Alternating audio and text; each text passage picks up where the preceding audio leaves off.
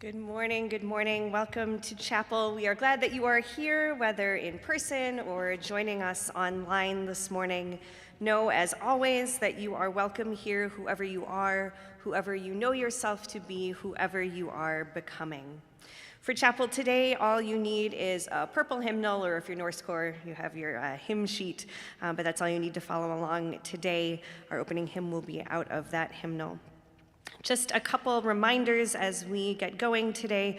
One is that if you have not yet picked up a Lenten devotional, there's a basket of them available on the hymn rack here, and it's a great way to, in a very kind of casual and gentle way, to continue centering your hearts during this season of watching and reflection on our way to Easter. Second of all, I mentioned it on Wednesday, and I'll mention it here again, and watch College Ministries' social media for more information. But we are, again, looking to put together a student discussion group for anybody who is in a space of questioning or deconstruction right now. And so if you are finding that you are in a place in your faith journey where the pieces maybe aren't all making sense the way they used to, and you need a safe space to ask some questions, take some things apart, figure out if and how to put things back together, we want to put you with other people who are in that same space. So if that sounds like an interesting opportunity to you, get in touch with us at ministry@luther.edu or stop by our office, and we will announce kind of a gathering time, initial gathering time for that group here soon. But let us know if you're interested. Today we continue through our spring semester chapel theme, which is all about seeking and asking honest questions. We welcome Professor Gereon Kopf as our chapel speaker, and we are so grateful for your words, and we are grateful for Norskkor today providing special music. The translation of the piece that they will be singing later in chapel is "Grant us peace in our time, Lord," which feels like a very apt and ever-present prayer of our hearts these days. So we are grateful also for your music. I now invite you to stand as we begin, as you are comfortable and able. And as you stand, I invite you to find your balance, to take note of the ground beneath your feet as it supports you, to take a moment to relax your shoulders, to roll your neck, maybe shake out your hands, symbolically let go of whatever it is you have brought into this space, and join in a few deep, slow breaths.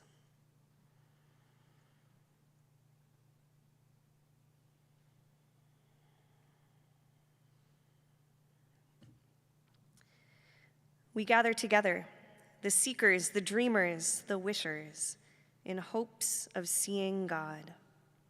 We gather together, the curious, the hungry, the loving, the lonely, in hopes of finding peace. We gather together those who are thirsty and those with water to spare, in hopes of finding justice. And in all that we seek, we gather together, the broken, the beautiful, the queer, the questioning, in hopes of being seen, being known, being loved without question. Here, may you find what you are looking for. Our opening song today is number 1072 in your purple hymnal, 1072, Abba, Abba, Hear Us.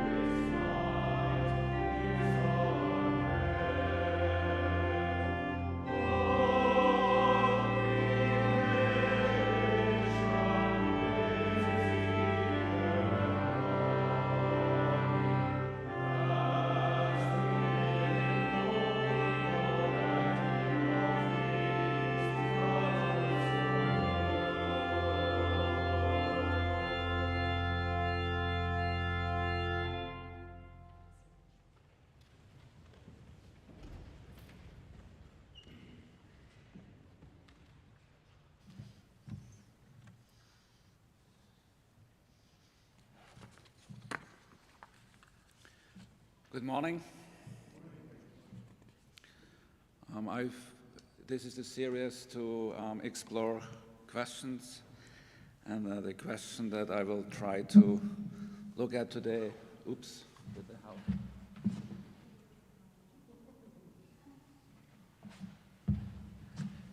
With the help of those pictures is the question, who am I? And I hope you forget your knowledge in psychology to figure out what that may mean about me, that I choose that topic. There will be a couple of sacred texts built into the talk. I will refer to them as we get there. On Wednesday, I gave a talk sponsored by IDS and the religion department on why we can't all get along. This talk was inspired by the famous question Rodney King asked on national television after the acquittal of the police who brutalized him in 1991, set off a series of protests and riots in Los Angeles. In the talk on Wednesday, I explored why we tend to bifurcate our reality into good and evil, humanity into us versus them, and our communities into in-group and out-group. I suggested on Wednesday that the cause of this might lie in our egocentrism. By this, I don't mean moral egocentrism that puts our needs before those of others, but I mean a psychological or ontological egocentrism, the fact that we organize the world around of ourselves. So, therefore, today I would like to talk about the question, who am I? So I do not intend to plunge into an infinite ocean of narcissism, as tempting as this may be, or indulge into navel-gazing, but rather I would like to explore what the self is that stands between us and the world, and between us and those we construct as others. One way to look for clues is the Buddhist traditions whose founder Shakyamuni identified attachment to the self as the cause equally of our suffering and the suffering we inflict on those around us. Anyone with some knowledge of Buddhism knows that Shakyamuni taught the teaching of no self, anatman. In some sense, this means there is no identifiable permanent self, only what Buddhists call the five skandhas, body, consciousness, emotion, sensation, volition, that work together to create what we call self. But what does it mean to say that we are selfless? Why do we have a sense of self, and what it is like to embrace the belief in selflessness? I would like to tell 3 stories. The third one is the one with the pictures. They're all from the Buddhist canon. The first one is from the Mahaprajna Paramita Shastras, and it's a story about a person who travels at night in a forest. He travels in a forest and night falls.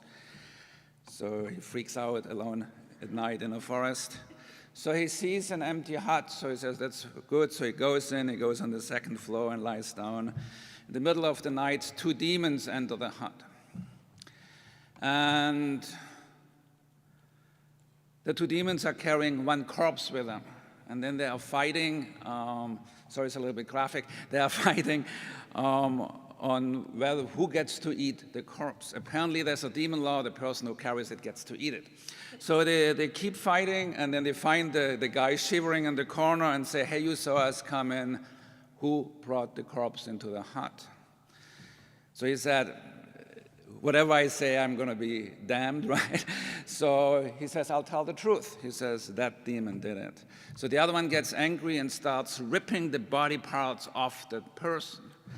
The other demons felt grateful to the person and starts replacing the body parts with the one from the corpse. So what you have here is a pre-Hollywood story of body swapping, right? And so then they eat his original body and leave that guy, poor guy, in despair and crisis. So he goes out and then he finds a couple of Buddhist monks. He tells them the story and says, "Who am I?" And they said, "Don't worry, you're great. You just attained no self," which was not very helpful to him. The second story is from the life of Buddha. Apparently, he was walking with his disciples, and a person came up to him and says, "Honored one, do we have a self or do we not have a self?" And Buddha famously was silent, did not say anything. So the questioner gets really upset. If you go to, the students here, if you go to the teacher and ask, "What is the question?" and the teacher is silent, not a good answer.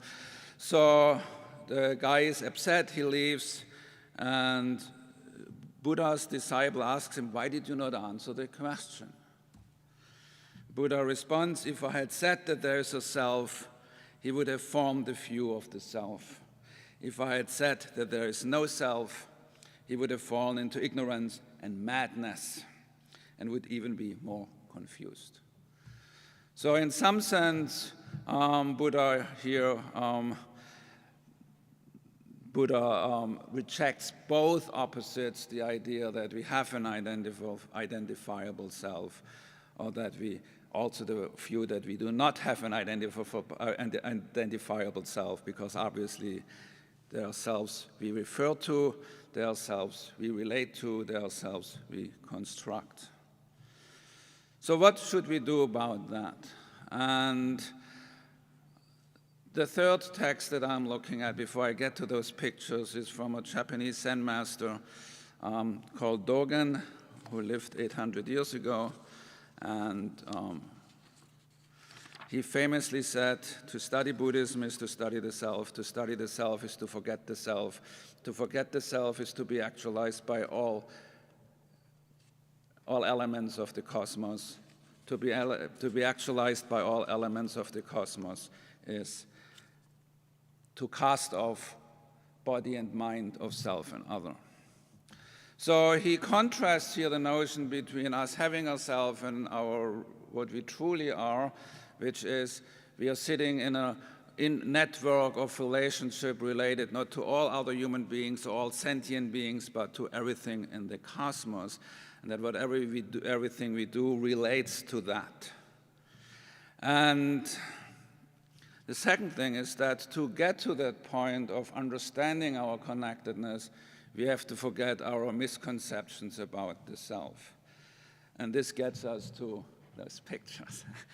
Those pictures, there are a couple of sets. This is the most famous in Japan and the United States in the Anglophone literature. It's by Gereon from the 12th century, Song Dynasty, China. And it shows, in one sense, it's pictures 1 through 6 show a pastoral story, and then it gets sort of weird, 7, 8, 9, 10. So it starts on top left to right and bottom left to right. So I have the English titles here, even though for those of you who know Chinese now, the English titles are not very helpful. Anyway, so we have a person, he's confused, he looks over the shoulder, the body shows in one direction, the head shows in another direction. He's looking for something. The person doesn't know what they are looking for. And the second, you see a glimpse, you see the traces, then the person sees the ox. But person and ox are separated, they look in different direction. In picture 4, they are now connected by the rope. They are still looking in different direction. Now they're looking at each other. On picture 5, they're now harmonized, looking in the same direction, going together. Picture 6, if you're from the distance, they look like as if they're one, right? Now picture 7, which is here translated as bull transcended, actually the Chinese is the bull is forgotten. And so that is reminiscent of what Dogen says. And then the confounding picture, the 8th, the empty circle, is titled "Person and Ox Are Forgotten." So the 9th one is nature, is water, is trees, there should be mountains, but the picture is bad. And then the 10th one You have the short thing says the person having full hands. The second one, the more longer Chinese says the person is returning to the town with bliss-bestowing hands. So very quickly, so in Buddhist terms, the first picture is ignorance. We are thrown in this world. We don't know who we are. We are confused. We are just reacting to the demands, college or workplace, family life, and all that. The second picture is he now hears something, the person hears something, and is following the guidance in Buddhist talks as you're hearing a Dharma talk or you hear a chapel talk, as long as they're not confusing, right? And the third picture to the sixth picture, now the person is reflecting, is introspecting, and is struggling with their conception of the self. The person is now trying to figure out who they really are, is trying to figure out if the conceptions of self that we have and that we project in conversations, in writing our resume, in self-introductions is true, and trying to figure out, and at the end, when we harmonize it, the object of our conception, the object of our self-knowledge disappears, and if that happens, also the object of the subject, the knower, disappears. So there is a text by Vasubandhu, a 5th century Buddhist thinker, who says, as soon as the object is absent, consciousness too is absent.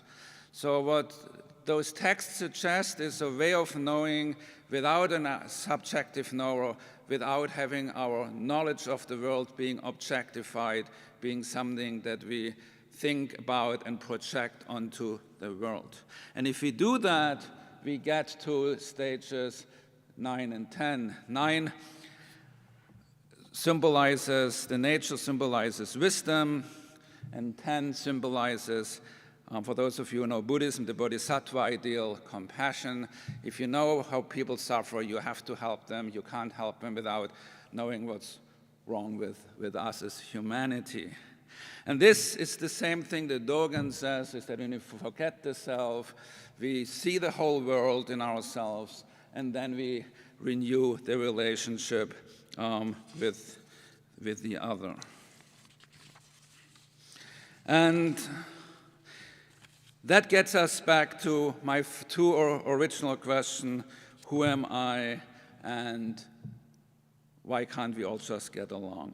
If we realize that we are not who we think we are, that we do not constitute separate substances or essences, that we express and actualize all human beings in all of nature, that we are constituted in relationship to other human beings. Only then can we overcome divisions. Then there might be hope that we all get along. Amen.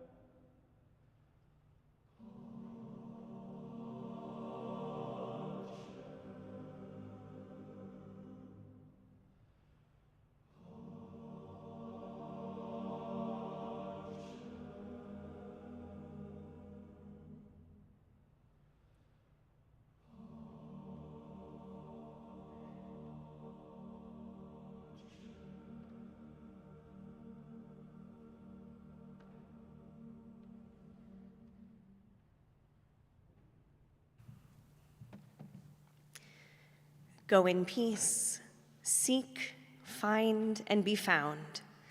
Thanks be to God.